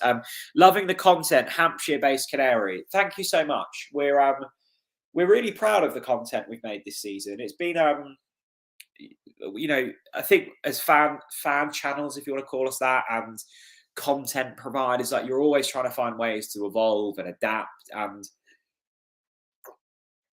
like for Chris and I, this isn't a full-time job. And equally, I don't think I'd want it to be a full-time job.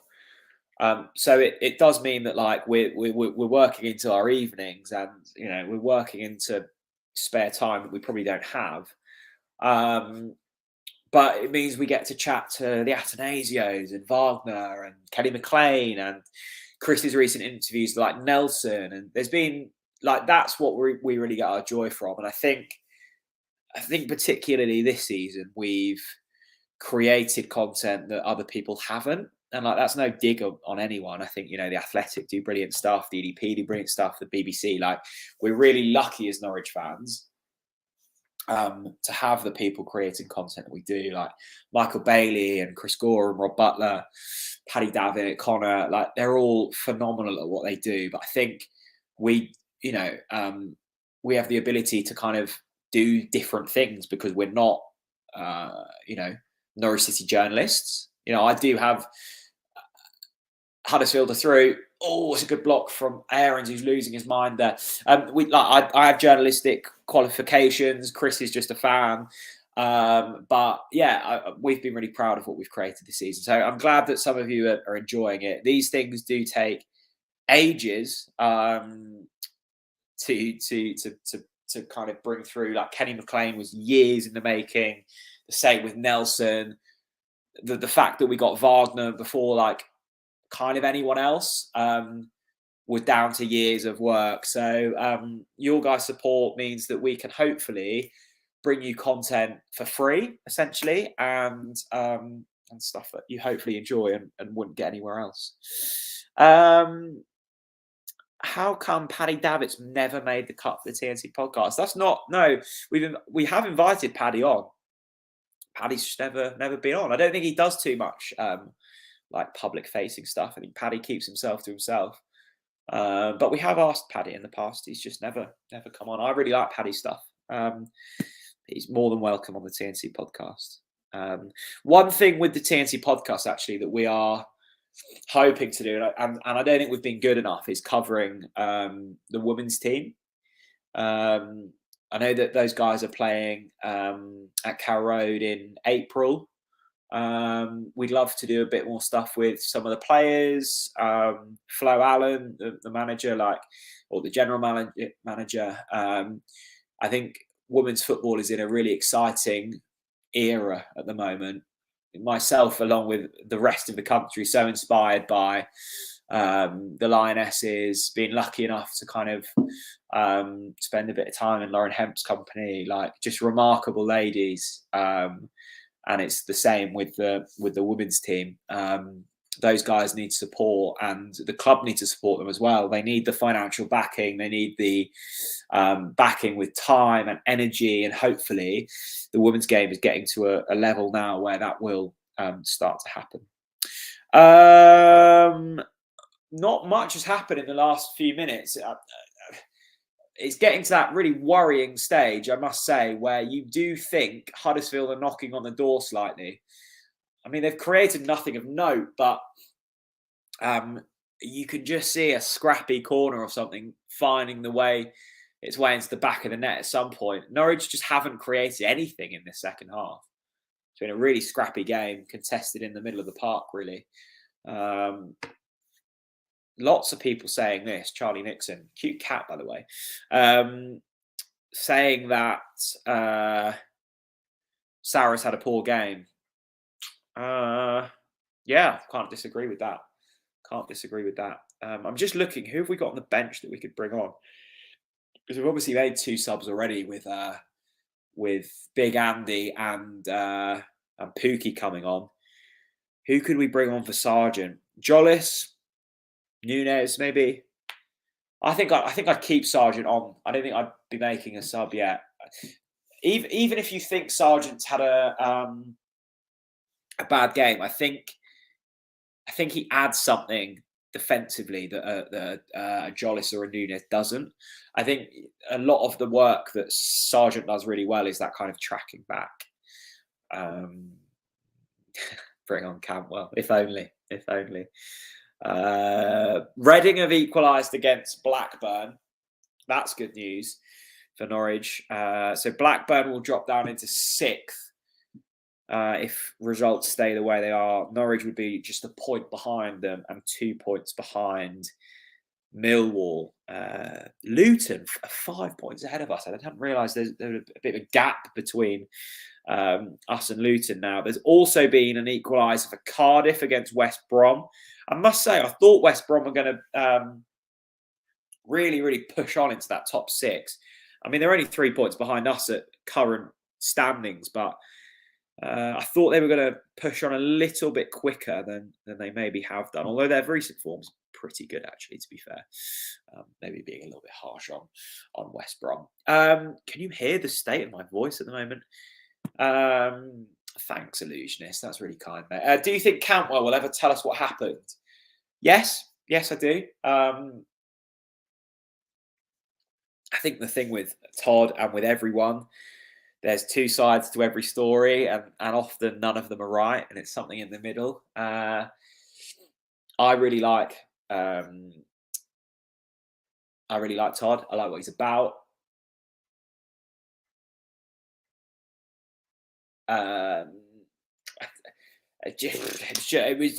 It was disappointing what happened with Todd in the finale at Norwich. I think it could have ended so differently. It didn't.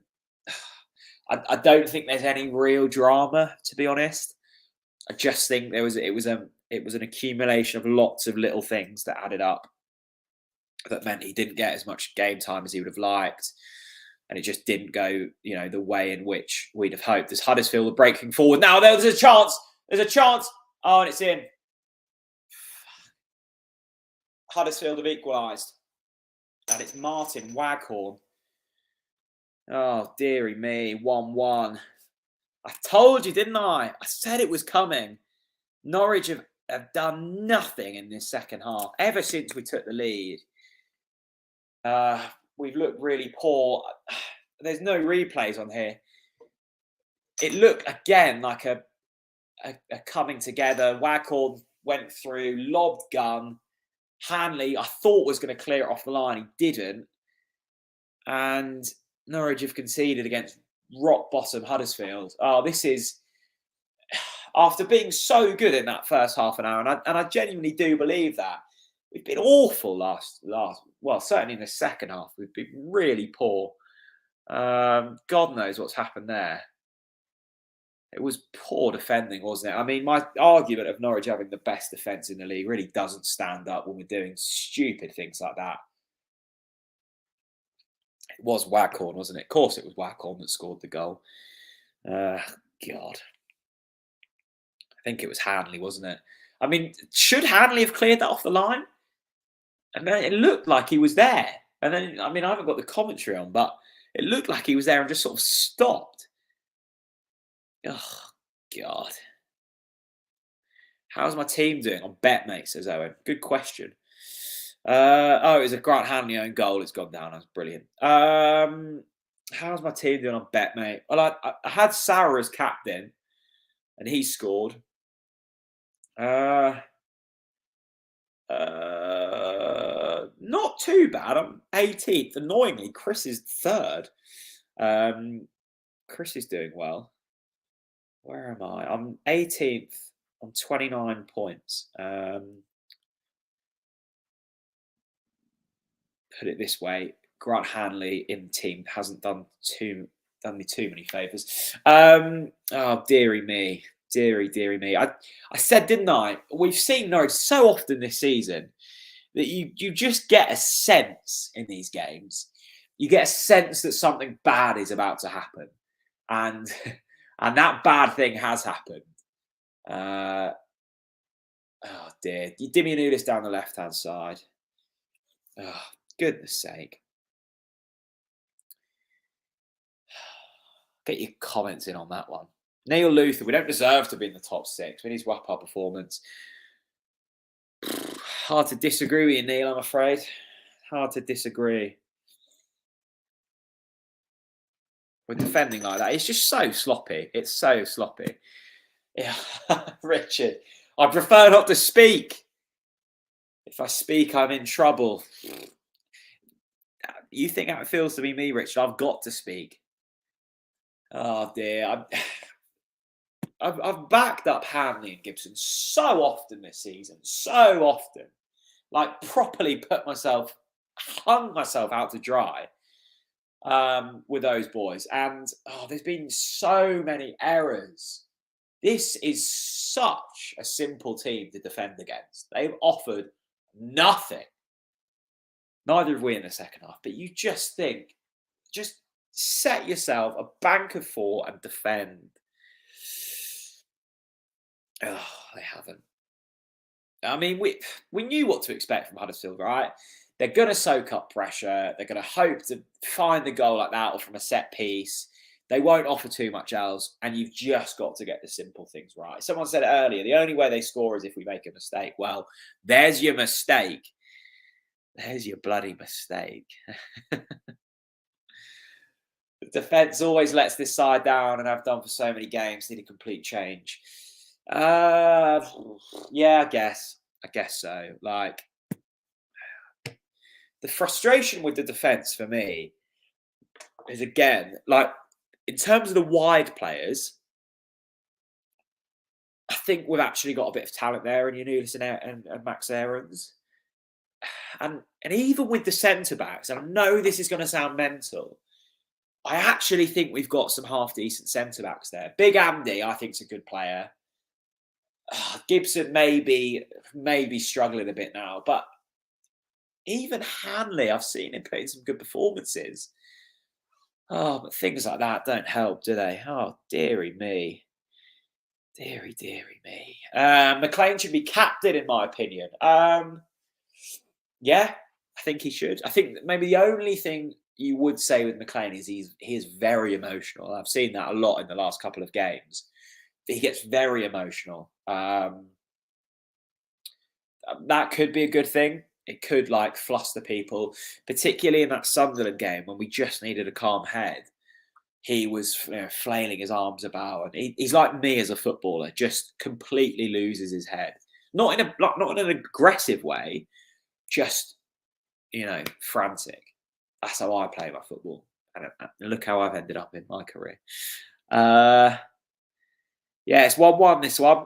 Norwich 1, Huddersfield 1. Gabriel Sara on the score sheet for Norwich.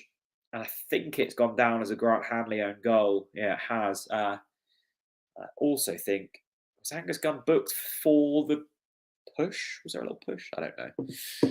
Oh, dear. Anyway, free kick for Norwich. Gabriel Sara to whip one in from the left, right from the right-hand side. Dangerous position, this one, actually, if he can get a good ball in. Sorensen also over it. It'll be Sara to whip it in. Oof. Keeper has to touch it out for a corner. Saw that Hugo was captain in Rotherham. Yeah, I think he's doing all right, Hugo at Rotherham. I think he scored a few goals, got the captain's armband. Perfect club for Hugo. Perfect club. We'll score goals there. I really like Jordan Hugo. I think it was the right call to get rid of him, but solid Championship striker if he gets the game time in the right setup. Norwich have gone short on the corner. Nearly worked. Trying what they did against Millwall there. Anyway, still 1-1. Canary Reefer. To be fair to Hanley, he chased the ball and it came off the post. His momentum took him into the net and the ball hit him on the way. Still not great defending. Is that... Yeah, okay. I thought it had already crossed the line and Hanley was just slow to get there. But I mean, even worse if it wasn't even going in and he sent it in. Oh, dearie me. Give me 2 seconds. I just need to get another cough sweet. And not much is happening at the moment. 2 seconds and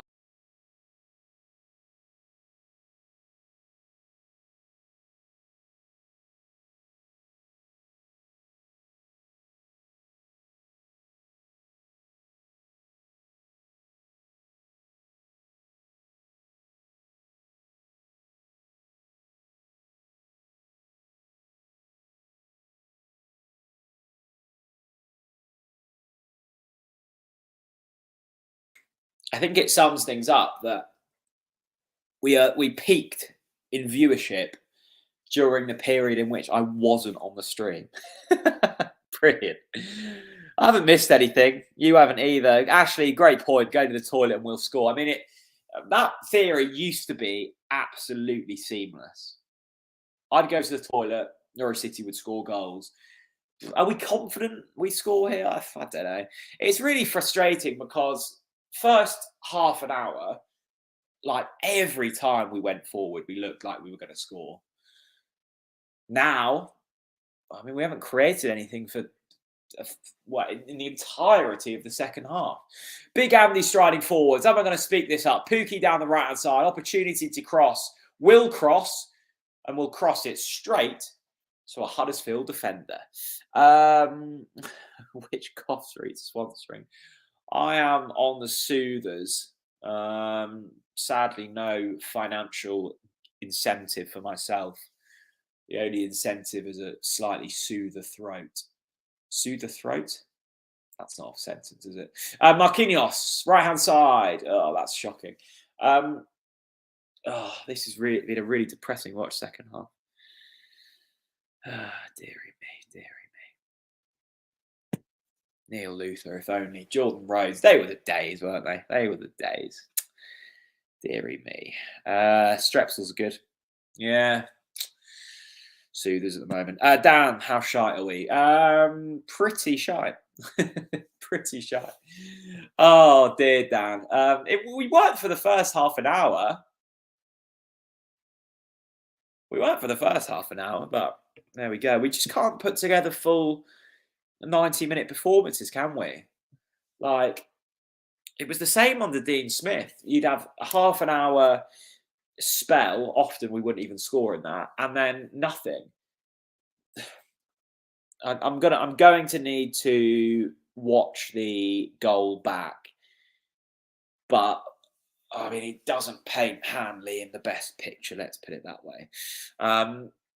Another corner for Norwich. Again, for me, corners, great opportunity to score goals, particularly when you're maybe not playing the most fluent football. And Norwich, other than that game against Millwall, where we're actually got quite clever with them, we have been awful at the simple things this season. Awful. Just rubbish. Let's have a look elsewhere. Burnley battering Hull 3-0. Sheffield United have taken the lead again against Sunderland. Reading still drawing against Blackburn. I tell you what, you're asking for Cheltenham tips earlier. Napoli to win the Champions League. I think they look a good price. They have been impressive this season, Napoli. They are playing some exciting football. I think whoever draws Napoli in the next round will be fearing the worst. They're pumping Frankfurt 3-0 tonight. 5-0 on aggregate. I see Liverpool probably going to be progressing. I feel like Jeff Stelling with a sore throat, taking you round the grounds. Oh, Blackburn. Christopher, don't bring me this bad news. It was 1-1 when I looked a minute ago. Oh, now it's 2-1. Well, that's not good for Norwich. We need Blackburn to lose. We need Millwall to lose from now on. We need Luton to lose. And we need Sheffield United to lose. And guess what they're all doing? Yeah, they're all winning. The opposite of what we need.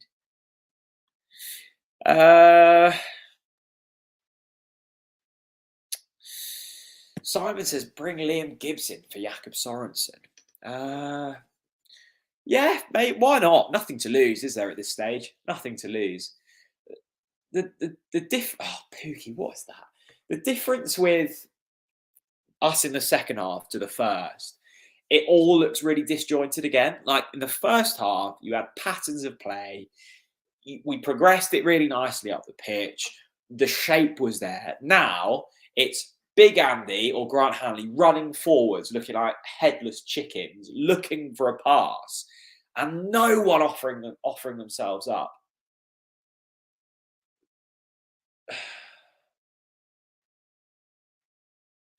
I tell you what does confuse me. Do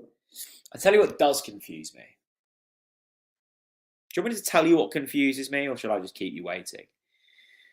The thing that confuses me is Liam Gibbs on the left wing. I just had to double take then the number. That is Liam Gibbs. Why is Wagner insistent on playing Gibbs down like the left? He always drifts out there. He's just not a winger. Simon's Universe of Music says this is the worst game of the season. I I mean, there's a lot to go in the hat there in terms of worst game of the season. I don't think this is the worst game of the season. I mean, this second half has been shambolic, to be fair. But in terms of a list of worst, I don't think this is in the top 3, put it that way.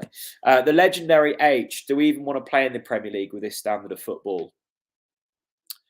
No. Imagine playing like this in the Premier League. We would get thumped. Pookie! Oh, that was going in. That would have been a nice goal. Gibbs into Pookie. Pookie on the right foot. Little curler. I remember him scoring so many like that in 2019, 2020. And the following promotion campaign. Good block there from the defender. If we could get a last-minute goal, that would be lovely. But it wouldn't paper over the fact that this has been a really, really poor second half performance. Do I go to away games? I used to go to like all of them, and then life got in the way. I've been to 3 this season: Watford, Bristol City, and Millwall. 2 losses and a win. Not a great record. Yeah, I've seen Josh Sargent score on the road, Jakob Sorensen, an own goal, Gabriel Sara, screamer to be fair. And in terms of the worst game this season, I think I was probably there. The Bristol City defeat was an absolute shambles of a performance.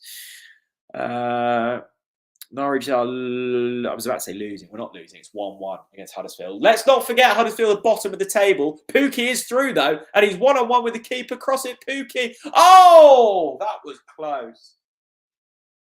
Oh, that should have been a goal. Pookie got himself in. All he had to do was square it. He did square it, just not to a Norwich player. What's my favourite kit? This is a good one, the Aviva one. I liked it when Aviva sponsored us. The one this season's lovely, the home one. I love the egg and cress one, although I wasn't alive when that originally came out.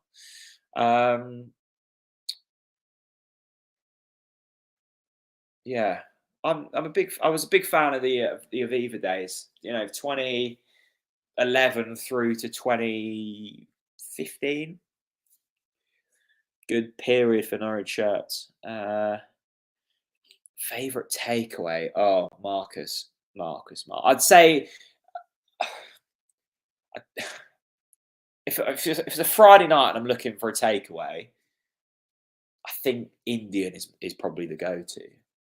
Been having a fair bit of Chinese recently, but Indian I think is the strong performer. Tuesday is my night to get fish and chips. Chip van comes to the village. That's always a bright spark in the week. Wednesdays are a particular low point at the moment with watching Norwich like this. I mean, blimey. Welcome, D-Jam. Hello, buddy. Finally logged on, seen the score. What's the game been like? It's 1-1. First 30 minutes was good. Eder went off injured. Gibson went off injured, became a bit disjointed, go into half-time fairly confident. Second half has been an absolute shambles. I hope that is your up-to-speed assessment. Deary me. I still can't get used to Huddersfield in this kit, by the way. I keep thinking we're playing Watford. One final shout. 600 of you in here now. Welcome. Final shout for Lakens.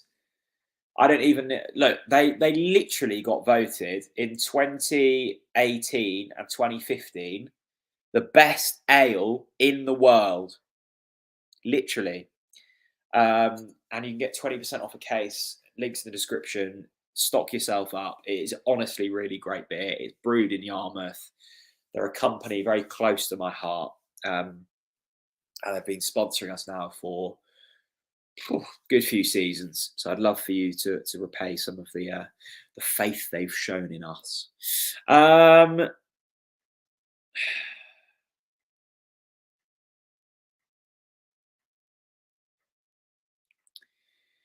What do I say about this? I mean, if you want my thoughts on this game, you could literally just watch pretty much, to be fair, pretty much every review under Dean Smith. Bright 30-minute spell, huffed and puffed, created little, gave away sloppy goal, disappointed not to win. Like, just copy and paste that for the majority of games this season. I'm sorry I can't be more upbeat. I was looking forward to this. But I think, I don't want to say it, but I think, do I say it? I don't know if we're going up this season, man. I don't know. The consistency's not there. This should be the type of game, like we see with Burnley travelling to,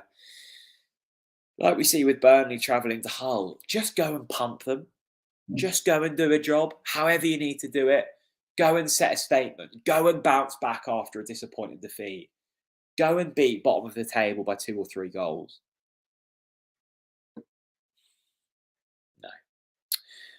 For those joining you, we've had lots of new viewers drop in the last 10 minutes. First of all, welcome. Welcome to TNC. If you're new, why not hit subscribe? We produce basically daily Norwich City content. Podcasts, previews, reviews, optimism, pessimism, you name it, we provide it. And if you are joining and you want to support us, then why not drop me a little super chat? Got to sell yourself, haven't you? There's a $sign in the comments. Click that. You can leave a few pennies. It all goes in my pocket. And it goes back to keeping TNC afloat. HMS TNC. Everything's going up in price. Costs a bit to keep this running. Sean says, we're not good enough. Sean, I wish you were wrong, but you're right. You're right, I think, Sean.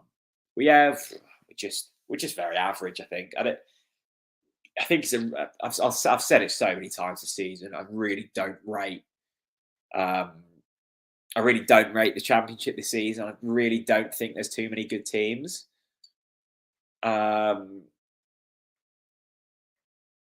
But I mean, you can throw Norwich into that category, can't you? Really, of being fairly poor. By the way, just conceded a corner there. That definitely wasn't a corner. I think Kenny McLean's been shafted there. Kyle, any sign of a Norwich goal? Any team that's let my bet down? Kyle, my friend, I think Norwich may well ruin a few accas tonight. I wish that I could say that we were looking like scoring, but I really don't think we're going to. If you're betting with 365 or Paddy Power or whoever offers the 2-goal clear payout, I think you would be very hopeful after 20 minutes. I think we really did look like scoring a couple, but it didn't happen. And now it's 1-1 and staring down a disappointing point down the barrel, I think. There we go.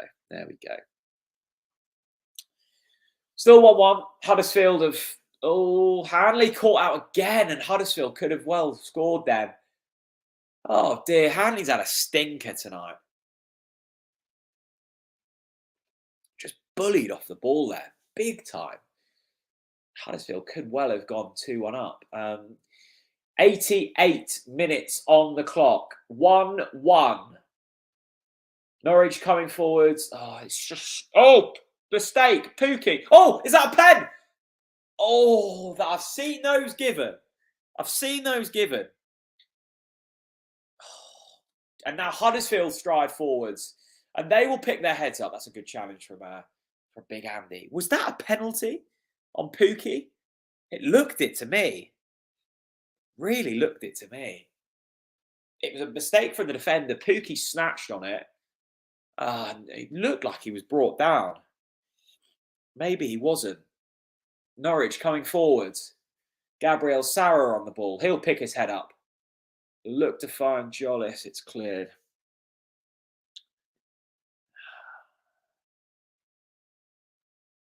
Still going to go. 1-1. Gabriel Sara on the left-hand side. He'll cross the ball in. It's cleared from Huddersfield. This is properly last kind of gasp stuff from Norwich. They're huffing, they're puffing. They're not really creating anything.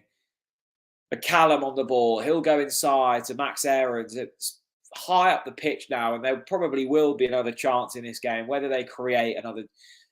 whether they take that chance is another thing. Jollis will hit one. It's a good save by the Huddersfield goalkeeper. Could well have scored in the last couple of minutes. Just final bit of end product, not really there. For those of you putting goal in the comments, I'm literally watching the game and there hasn't been a goal yet. Not yet, anyway. Corner kick, Sara to take, 89th minute, met by Big Andy, and it's gone out for a corner again. Why is Jollis not starting? I don't think he's shown enough, has he? To be fair, I don't think he's shown any less than Marquinhos has. Here we go. Corner. McLean whipped in. Big Andy cleared. McCallum will strike one. Oh, it's proper pinball stuff here. Oh, the ref's gone down. Hanley's taken the ref out. And Huddersfield will break. That's the most Hanley's done all night, but it's 3-on-3 with Huddersfield. They're through on goal. Huddersfield are one. Oh, big challenge, Big Andy. That was frantic. That was frantic. Huddersfield got themselves on a one-on-one situation there. Hanley had slide tackled the referee. It was a huge last-ditch challenge with Big Andy at the back there. We are in 90. We're in the 90th minute. There's been 5 added minutes. So get your stopwatches. Get your stopwatches ready. 5 minutes from now, and it will all be over. Wagner's of Blues is Jails boy. Yeah, back to his old club. Wagner tonight, where he had so much. Where he had so much joy, didn't he? Same with Stuart Webber as well. Oh, let me have a sip of beer. I would love us to win this. I mean, it would keep us in touch with the playoffs. It would keep hopes alive, even for not much else. Madrid have scored. Madrid have scored against Liverpool, if you care. Benzema. Results really not going our way in the Championship tonight. Sheffield United winning, Luton winning, Burnley winning, Blackburn winning. Literally every result we didn't want to go the way they have gone the way they have.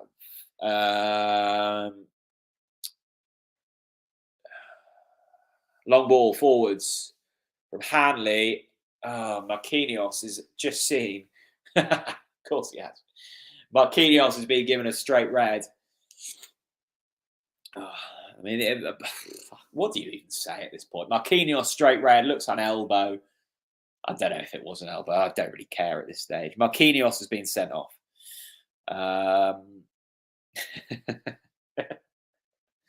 You've got to laugh. I mean, this game was in our hands tonight.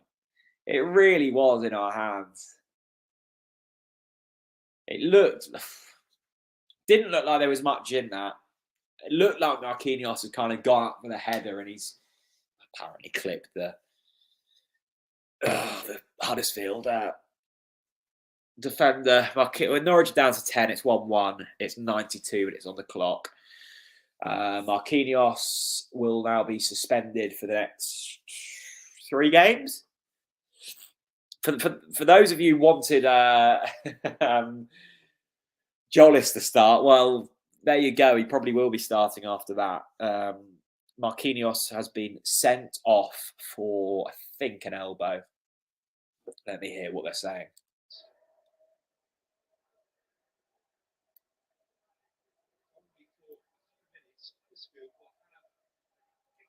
Not a lot. Yeah, basically, D-Jam. 1-0 up, cruising, bottled it, down to 10 men. Season summed up. Literally. I couldn't have put it better myself. At 1-0, genuinely playing some really nice stuff. They were on the back foot, Huddersfield. We were opening them up, had a few chances. I do think if we're really clutching at straws, that the injuries to Eder and Gibson came at a really bad time. It kind of just killed the flow of the game. And then second half, Warnock's gone. Just go and get stuck into them and put them on the back foot. To be fair, Huddersfield, can you even say Huddersfield have had a chance? Like a proper chance? Let's have a look. To be fair, they've had 10 shots. How many on target, though? I mean, it says here that they haven't actually had a shot on target, Huddersfield, because it was, of course, an own goal. I mean, that sums it up. Huddersfield are drawing 1-1 and they haven't had a shot on target. I mean, if that doesn't sum the season up, then I don't know what does. I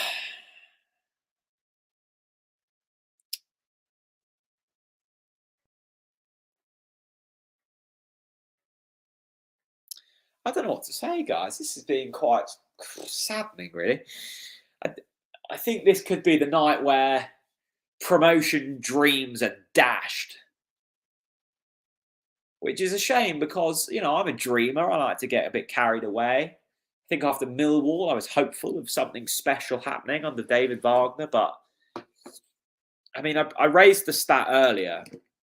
And, take this with a pinch of salt. After 10 games in the Championship, Dean Smith had picked up more points than David Wagner, 20 against 19. I actually think, probably half of the Wagner games so far have actually been quite reminiscent of Dean Smith's performances. So I think, probably have to look deeper at a certain stage and go, are the players good enough? I was one of the believers at the start of the season that we had a really good quality team. I thought from back to front we had quality. Maybe I'm just overrating these players, Maybe I'm just overrating them because time and time again, they've just failed to deliver.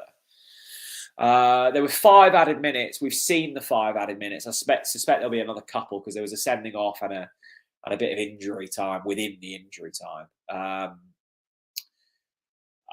I mean, this second half has been absolute dross. In terms of Championship, an advert for the Championship, this is an anti-advert. This would make people never want to watch the Championship ever again. Go-to snack after a disappointing result, says Susanna. Probably another pint of Lakens, I suspect. I had a big dinner. I'll just get another beer. Drink responsibly, but after this performance, you may need something stiffer than a pint of beer. Fresh faces needed. You know what, Simon? I think you're right, mate. I think you're right that cycles in sport are a little bit of a cliche, but I think it's true. I think you see it everywhere. You've seen it. It's why Sir Alex Ferguson was so good at Man United, because even when it's all over, it's 1-1. Even when he had players at the peak of their game, he would let them go and bring in someone else. And I think we're seeing that now. I think a lot of these players will have already been promoted once or twice with Norwich before. To go and do it a third time is a big ask. And I think that's really exhausting. And I think you're right. I think we need fresh faces. I think Wagner needs a summer to really construct a team. We'll see. I think this season, if we're being realistic about it, it's probably not looking good. To be fair. So there we go. Full time 1-1. Thanks, Liam, for putting that on screen. And a really nicely worked Gabriel Sara goal, cancelled out by his teammate Grant Hanley sticking it in his own net. I'm really sorry that so many of you have seemingly had their accas let down by Norwich. But look, it's happened to me so many times, so I do have sympathy for you. I will be back tomorrow for a reflection on this game. But I've really enjoyed you all being with me. Thank you all so much for tuning in. I've really enjoyed it. Lakens, Nor, and Prep King, the discounts all in the description if you want to stock up on food or drink. Thank you all for watching. I will see you all again very soon. That was Huddersfield 1, Norwich City 1. Stay safe, everyone. Bye-bye.